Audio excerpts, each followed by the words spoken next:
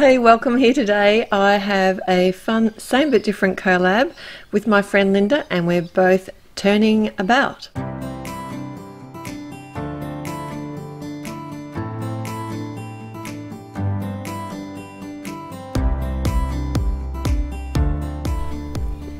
Hi, it's Therese and I'm so excited. I've got this Turnabout stamp from Concord and Ninth, and my friend Linda and I are both turning about today. So I'll tell you all about that a little bit later on. But these new Turnabout stamps have these alignment aids with some instructions on them, and they are really easy to use.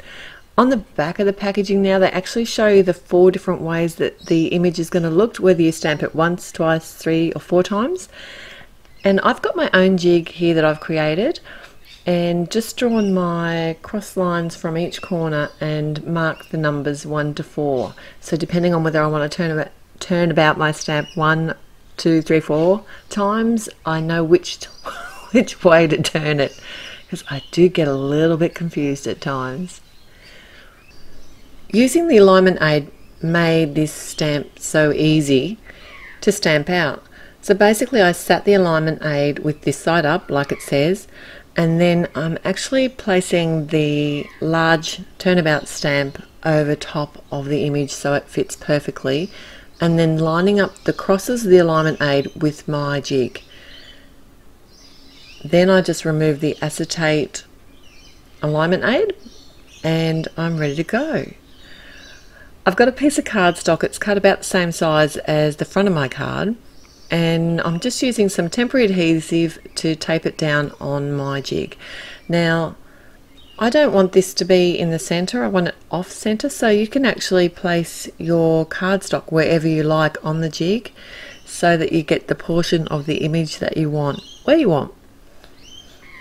And for my first background, I'm actually going to be creating a background in the greys. They're from Altenew. It's the Gentleman's Grey set, and I've used Silver Lake, Grey Denim and Charcoal Suit.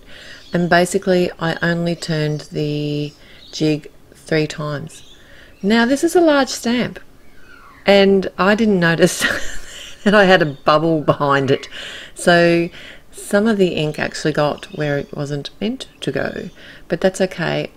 I just kept going because I knew that I was going to be adding more colours, and the colours I was adding were going to be darker, and I crossed my fingers that they were going to cover up this little inky splotch. Always has a creative opportunity, isn't that what they say? And you make stamping mistakes.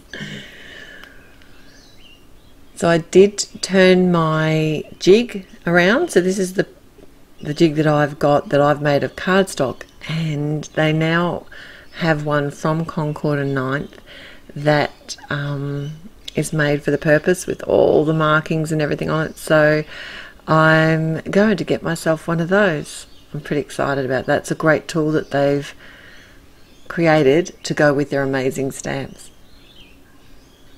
So you can see how this is turning out. It's such a pretty background. I couldn't resist this marble turnabout. Actually, a lot of the turnabouts are so much fun. And I can't wait to see what my friend Linda does. Oh, speaking of which, we have been friends for years. This is the woman that got me to step out of my comfort zone and start a blog and apply to put my cards in magazines. I am so lucky to call her my friend. And she's been creating cards and having them published for many years, and only in the last few years started creating YouTube videos, and she's amazing. And I know that she loves the turnabouts as much as I, so I thought this would be a fun collab to have. Alright, so I'm going to make 3 cards today. This first one is using the background that I just created, and this is a little image from a reel from a set called Would You, and this is a stamp I've had for such a long time because I thought it was so cute, but I haven't actually had a chance to use it. So today I'm colouring up this little beaver with some Prismacolor pencils and using some Gamsol. And I do fussy cut him out, leaving a border. I sometimes leave a border, sometimes I don't, it depends, but I thought with such a busy background, having that white edge just will help make the little beaver pop. And speaking of pop, I've cut down the edges of the background that I created and popped it up on some fun foam. And then I kept it very simple. All three of my designs are the same but different. So they've all got the same marbled background stamp, and they've all got a very, very similar layout as well. So I had this little sentiment already created using an Altenew stamp, and I thought I'd use that. I thought it went perfectly with this little image and the colours that I have.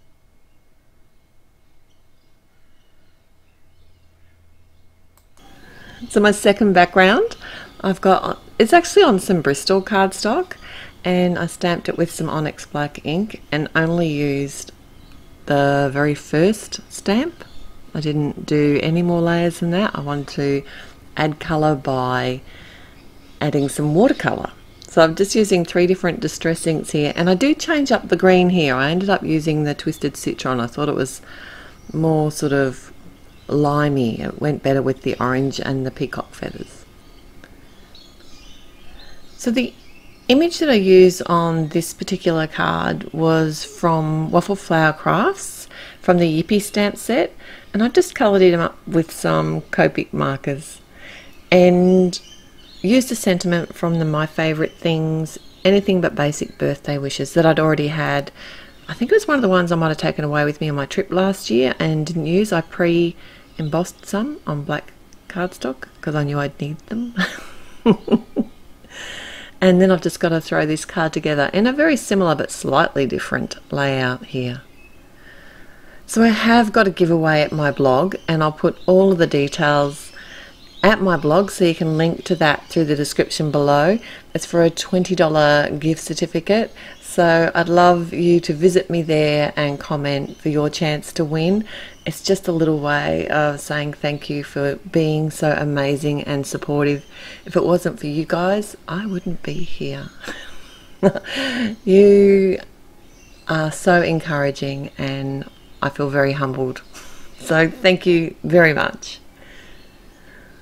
Alright, so this is the sentiment I was talking about. This is a great sentiment set, and actually MFT have put out some new ones too recently that are very similar and lots of fun, so I might have to add them to my stash too. I know, I just need more hours in the day. Do you guys feel that way too? Be nice, wouldn't it? I suppose I kind of think it's maybe like work that gets in the road a little bit. If I didn't have to do that, I'd have more hours. It'd be fun too. But I do like to eat and have a roof over my head, so I probably need to keep going to work. Alright, so now my final card. I've got some Altenew products for this one. I used the Wispy Begonia and stamped that out on some Bristol Smooth with some Onyx black ink, I think I used, probably. I could have used the permanent black, I can't remember. I tend to just grab whichever one's there at the time. And I have got the Altenew watercolour brush markers, and I really love the way that these add colour to the images, and they're so easy to use. I'm sort of erring on the side, I think they're easier to use than the zigs, and pretty colours too. And they match the Altenew inks, which I love. Right, I do have the coordinating dies for this set, so I didn't have to fussy cut them out. So after it was dry, and which it doesn't take long to dry because they're the water brush markers, you don't use a lot of water for them. I just die cut them out. The panel for the front of this card was one stamp yet again, using the marbled Turnabout, and I used the Dewdrop ink from Altenew for that one. And then the sentiment is coming from the Big Thanks Words set from Simon Said Stamp, and I'm using some strips of these. And these are from Heffy Doodle to cut the sentiment out. And to make it fit perfectly, I just simply, that's the great thing about these sentiment strip die cuts, is you can actually come back in and die cut the perfect length of the sentiment that you want. I love it. They're so good. And there's 3 different sizes in the set, so you can use them for so many different sentiments. And then all that's left to do here is like, I added some fun foam to the back of the flower just to pop that up, and some foam dots to the back of my sentiment. And I have got some of the Essentials by Alan. These are the white semi-opaque. They're like a dewdrop, but they're cloudy and they're really pretty. And I've just added them with some matte medium. And don't forget to check out what Linda's created with the same but different Turnabout theme. I'll link her video at the end and also in the description below. And don't forget to head to my blog for your chance to win. Thanks so much for visiting. Please give this video a thumbs up if you enjoyed it, and subscribe if you haven't already. Till next time, happy paper crafting. Bye.